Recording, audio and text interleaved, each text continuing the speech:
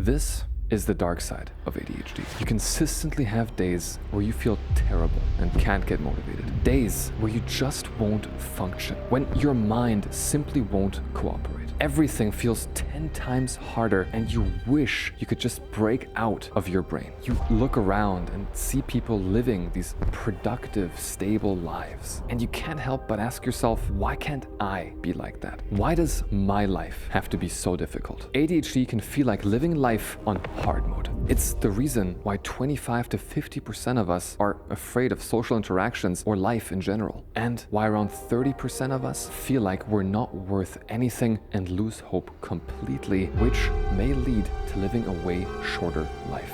So when someone tells you that ADHD is just about you not being able to sit still and focus and that you should get over it, lightly chuckle to yourself and then show them this. ADHD is often the main root cause of many of these struggles. It's like an invisible web that connects everything in your life. But what if understanding this web is the key to turning everything around? ADHD can feel like a curse, like a darkness you can't escape. But what if there's more to this story? I know how hard it feels, trapped in a cycle of bitterness and frustration. It feels like your brain is working against you on a daily basis. I felt like this for years, but then something shifted. It wasn't a magic fix. It didn't make things easier overnight, but it gave me a new perspective. One that changed everything. It's a simple idea about life with ADHD that I want to share with you today. But first, let's go into why life with ADHD can be a never-ending cycle of frustration, which mainly comes down to how your brain handles dopamine. You see, while people without ADHD are able to tell their brain what to do, you have a dopamine dysregulation, which leads to the loss of control over your brain functions. Activation, focus, effort, memory, and action. All these functions are now impaired because you don't have enough fuel in your brain. And so while other people can use willpower or discipline to force themselves through difficult situations or days,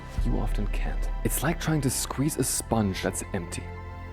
Your brain just won't cooperate. You therefore lead a life enslaved, at the mercy of your brain, constantly on the chase for something stimulating. In a world where 95% of people don't have ADHD and dopamine is always within reach, it's easy to feel like you're spiraling out of control. Worse, it can leave you feeling isolated, as if you're letting everyone down, including yourself. And so it's no wonder we feel lost, right? Like we have to fend for ourselves. While there are strategies to mitigate problems with focus, which I'll share at the end of this video, you can't turn back the genetic decision that ADHD will be with you for the rest of your life. So how can we learn to live with it? Can we even do that? And is it possible to maybe even thrive?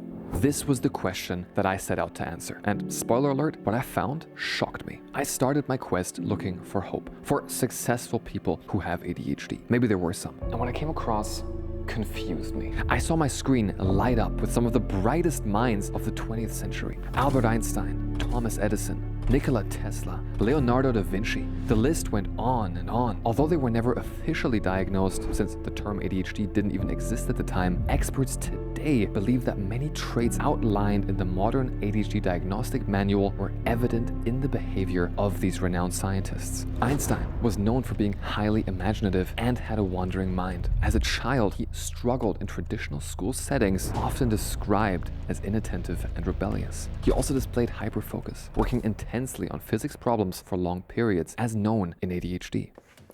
He ended up discovering the theory of relativity.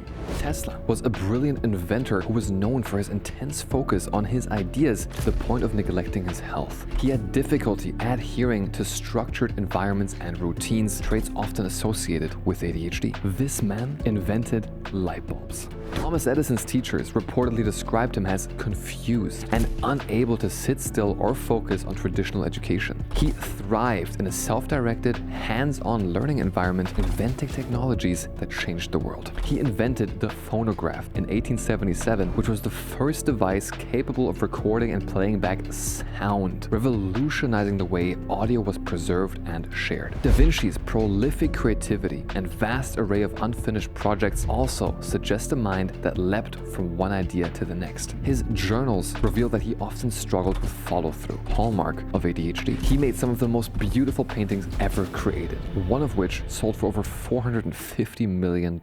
These stories really took me aback and made me think, what if there's a bright side to ADHD? What if it actually helped all of these inventors and artists create their work? But then I thought, no, that can't be. These scientists are no longer alive, and who's really to say if they would have gotten diagnosed with ADHD? It's all speculation. But then I stumbled upon something that left me even more confused. Einstein, Edison, Tesla, and Da Vinci weren't the only ones. In fact, there were dozens and dozens of more successful people with ADHD. Michael Phelps, Jessie J, Simone Biles, David Goggins, Jim Carrey. It turns out there are hundreds of successful people nowadays officially diagnosed with ADHD. People that I knew and looked up to. Scrolling through the people that follow me, I found many who were famous DJs, artists, actors, and even billionaires. And this made me really question my approach to ADHD in general. What if there's more to ADHD than meets the eye? Yes, it literally makes life insufferable at times, living in a constant rush for something always out of reach. Yes, I feel like less than and constantly misunderstood by others, but it's almost like all of this makes me want to achieve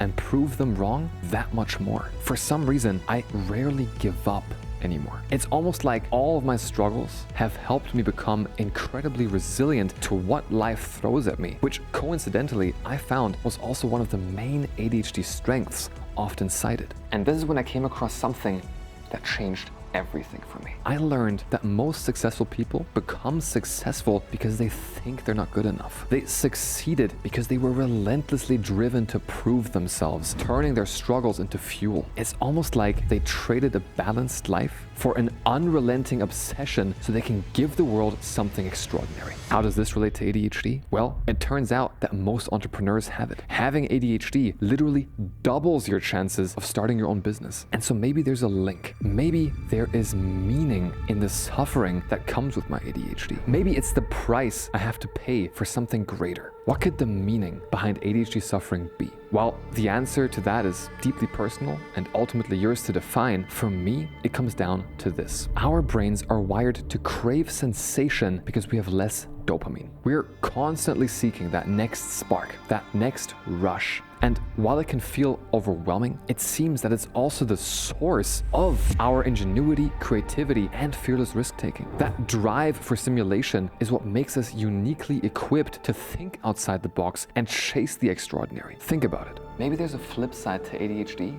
that we've ignored all along. Yes, you have a constant craving for dopamine, but did you know that this actually gives you the ability to become very calm and focused in high-pressure situations because these circumstances provide your brain with the dopamine that it needs? Yes, you have a constant need for stimulation, but this can actually make you very funny and enthusiastic because you're always looking for a laugh, just like Jim Carrey. Yes, you're always distracted, but this also makes you very creative because you need to pay attention to a lot more things at once to stay engaged, which is when you're able to recognize seemingly unrelated patterns, just like Einstein did with his theory of relativity. And yes, you have trouble focusing on things you aren't interested in, but you're able to hyper-focus on things that you are interested in, giving you the power and dopamine to put in a day's work in just a few hours, just like Tesla. So yes, ADHD has a dark side, but I learned that after careful consideration, there is also a bright side. A bright side with a light so bright under the right conditions, it can outshine many others. The impact that this light can have can be huge and immense, which is also why it takes a lot of energy to power and therefore only shines about 50% of the time or less. But when it does, it surprises everyone. We ADHDers have what's called a spiky profile. While neurotypical people can force themselves to be kind of alright at everything, we are either really bad at things or the best in our fields in others. There is no middle ground. We are naturally occurring specialists. And so I invite you to think about this.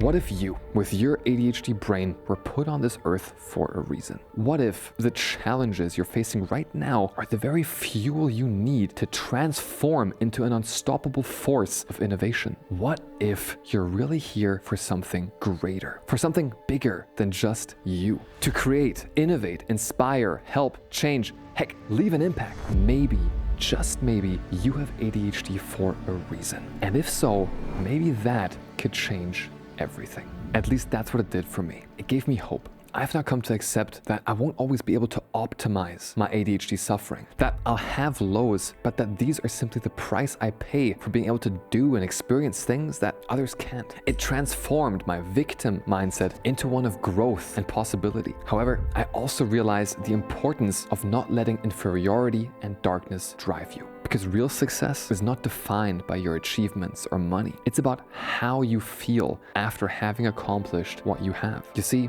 while Einstein achieved great things, it was also known that he wasn't necessarily happy. As a scientist with unconventional ideas, Einstein often felt isolated from his peers. Early in his career, he went through divorce, had an estranged daughter, and was known to be very isolated, often pondering existential questions about humanity. In his pursuit of greatness and progress, he forgot to stay balanced. Don't we know what that feels like? And so the real solution isn't about forcing yourself to work harder or pretending to be someone you're not. It's about learning how to harness the unique power of your ADHD. When you do this, everything changes and a whole new world of possibilities opens up. A world in which you can finally make an impact, leave a legacy, and feel good while doing it. This is the only way forward. And even if it seems impossible right now, trust me that with the right approach, it's not. Because not only am I living proof, but actually thousands of ADHDers were able to turn their life around using the right approach. This right approach is a simple system I've created that shows exactly how ADHDers like us can unlock feel-good productivity every day without relying on willpower or